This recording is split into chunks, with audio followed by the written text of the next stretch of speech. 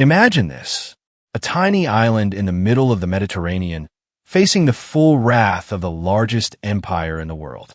Outnumbered 5-1, one side fights for domination, the other for survival.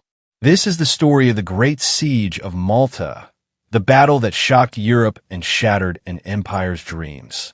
In 1565, the mighty Ottoman Empire, led by Sultan Suleiman the Magnificent, launched an invasion against Malta. Why? Because Malta stood in their way.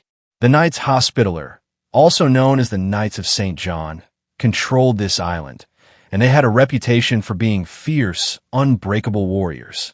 But even they weren't ready for what was coming. On May 18th, 1565, over 180 Ottoman ships darkened the horizon.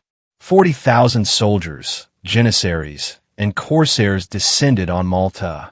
Inside the island, just 700 knights and around 8,000 soldiers and civilians. It was supposed to be an easy win. Instead, it turned into one of the bloodiest sieges in history. The Ottomans struck first at Fort St. Elmo. For 28 days, cannonballs rained down.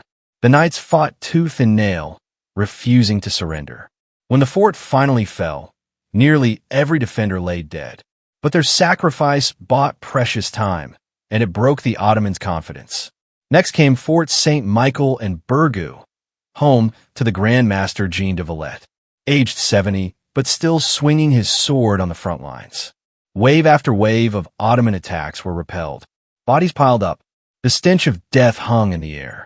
But the defenders held. By September, the Ottomans were exhausted. Malta was in ruins, but unbroken.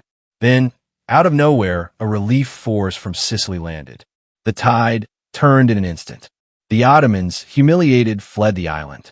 They lost over 25,000 men. The siege was over. Europe rejoiced. The Ottomans' aura of invincibility was shattered. And Malta?